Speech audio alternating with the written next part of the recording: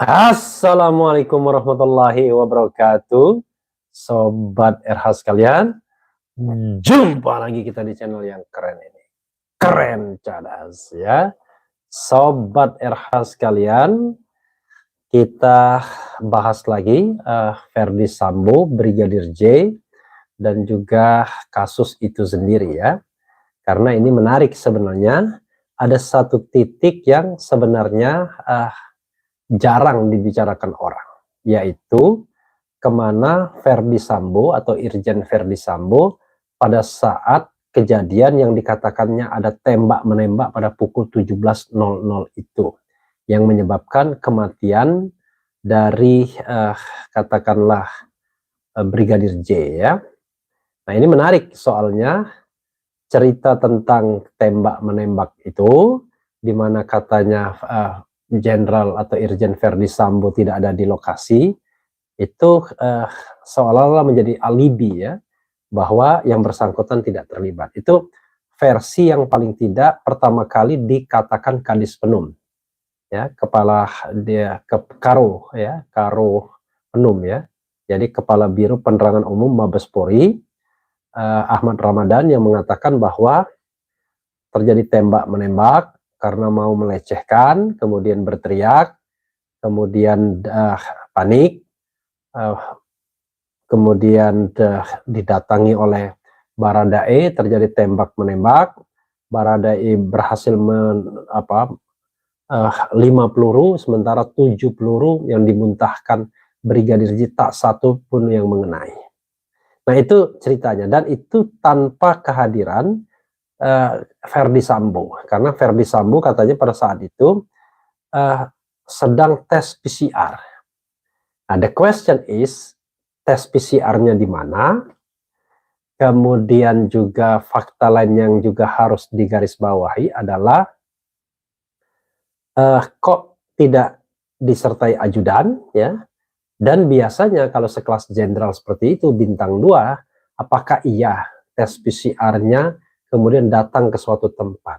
Bukannya biasanya tinggal calling saja, tinggal panggil saja, dan kemudian dilakukan tes PCR.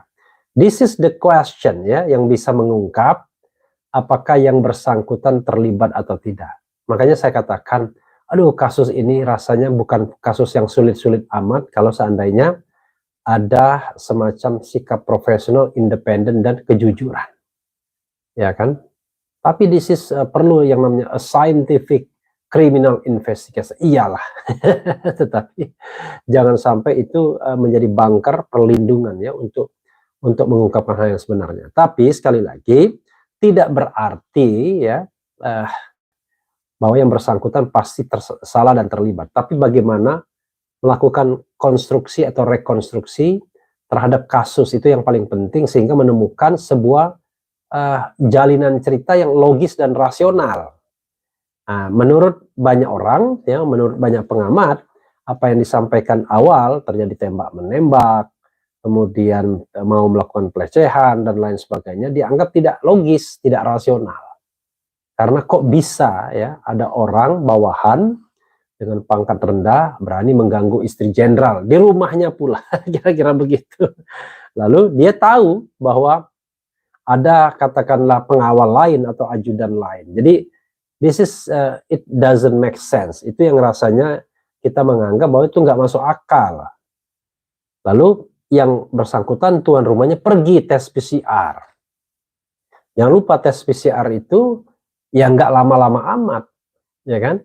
Tapi tesnya bersama siapa, dikawal oleh siapa, kan mudah sekali untuk mengetahuinya, ya. Kalau seandainya betul-betul ada transparansi dalam pengungkapan kasus ini. Dalam kasus KM50 oke lah, barangkali banyak sekali kabutnya, banyak sekali dinding tebalnya, temboknya, walaupun orang udah paham bahwa rasanya tidak mungkin hanya soal tembak-menembak saja kalau melihat kondisi mayat misalnya.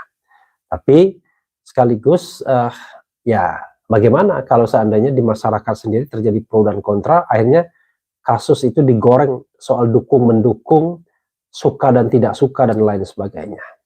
Nah, untungnya dalam kasus ini sepertinya tidak dibawa ke ranah politik, tapi betul-betul bagaimana kasus ini bisa diungkapkan seadil-adilnya untuk tentu ya mereka yang diperlakukan tidak adil. Saya kira itu hal yang menarik ya dari kasus ini. Coba kita bacakan Sobat Era sekalian, lokasi dan kapan Irjen Polisi Verdi Sambo tes PCR masih misterius, Kompolnas ungkap fakta ini. jakarta.thisway.id ya. Lokasi tes PCR Kadif Propam Irjen Verdi Sambo hingga kini masih misterius.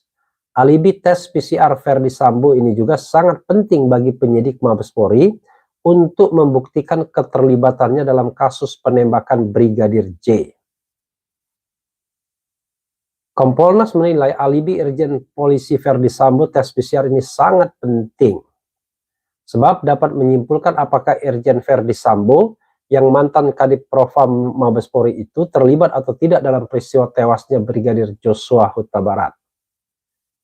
Termasuk didalami akan dicek alibinya, dicek saksi-saksinya siapa dan sebagainya, kata Sekretaris Lembaga Kompolnas Beni Mamoto di Gedung Bareskrim Polri pada Rabu 20 Juli 2022. Beni menegaskan Kompolnas juga akan menelusuri kapan dan di mana Irjen Polisi Verdi Sambo melakukan tes PCR itu. Ya, jangan sampai kemudian Kompolnas pun menjadi bunker ini, mohon maaf ya. Karena menurut saya Kompolnas tidak tajam ketika dalam kasus KM50 ya, sorry to say ya. Tapi mudah-mudahan dalam kasus ini, di mana dimensi politiknya agak kurang, tidak ada pro dan kontra di masyarakat, semuanya rasanya mendukung pengungkapan ya, walaupun ada yang terus terang, ada yang diam-diam saja, ada yang nggak berkomentar, tapi paling tidak seperti kasus KM50 yang ada kelompok-kelompok masyarakat lain ya, yang justru ingin membusukkan, ya kan? Sementara kelompok masyarakat lain mendukung pengungkapan. Jadi ada pro dan kontranya di situ dikaitkan dengan situasi sosial politik ya, cebong, kampret, kadrun dan lain sebagainya. Tetapi ini mudah-mudahan pure soal hukum saja.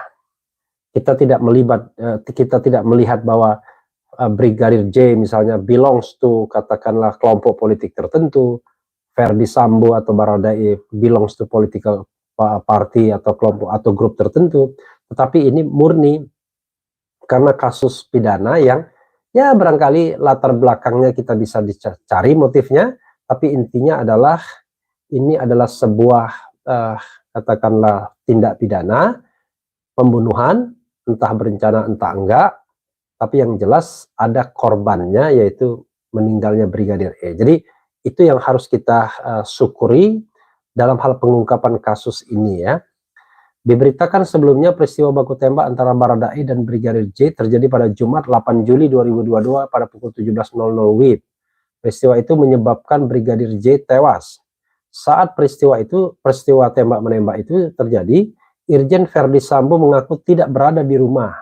Dia saat itu sedang melakukan tes PCR setelah melakukan perjalanan dari luar kota. This is the question ya, coba kita lihat. Kemudian sebab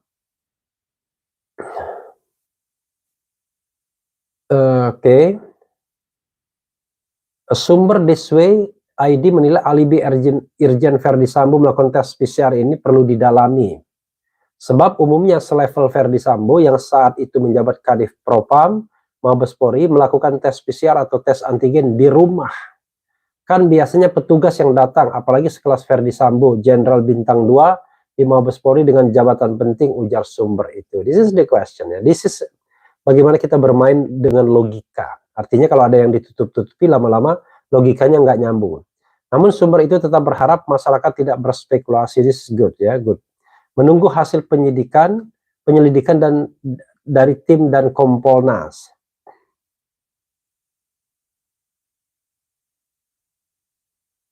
Kasus polisi baku tembak di rumah dinas Kadif Propam Irjen Verdi Sambo juga berbuntut panjang. Oke, jadi ini sudah lewat ya.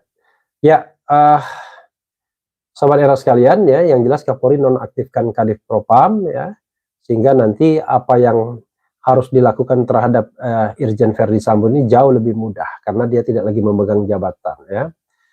Oke, menarik ya bagian ini sebenarnya untuk melihat bagaimana simpul-simpul masalah ini.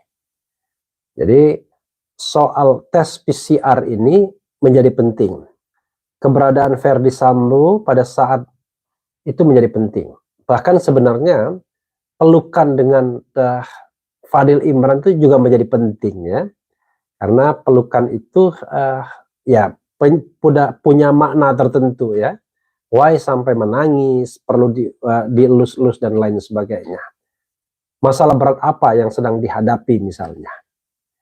Jadi kita tunggu saja sobat era sekalian ya, dan mudah-mudahan Kompolnas kali ini lebih meyakinkan ya, karena kalau misalnya Kompolnas juga dari unsur kepolisian ya seperti Benny Mamoto ya, terlepas bahwa yang bersangkutan adalah sekarang sudah sudah purnawirawan, jangan sampai kemudian semangat membela korps justru lebih kuat misalnya ketimbang keinginan untuk mengungkapkan kasus ini. Karena dalam KM 50 Kompolnas keep silent rasanya ya, tapi Komnas HAM juga begitu. Tapi nantilah kita lihat ya, mudah-mudahan yang the dark number cases itu bisa terbuka pada waktu-waktu yang lain. Tapi yang jelas sobat era sekalian, dalam kasus Brigadir J ini kita berharap bahwa polisi betul-betul profesional, dan ini salah satu titiknya adalah follow Verdi Sambo, kemana dia pada saat kejadian yang diklaim ada tembak-menembak di rumahnya, dia tidak di tempat, Brigadir J berusaha melecehkan dan lain sebagainya dan lain sebagainya. Wassalamualaikum warahmatullahi wabarakatuh. Ciao.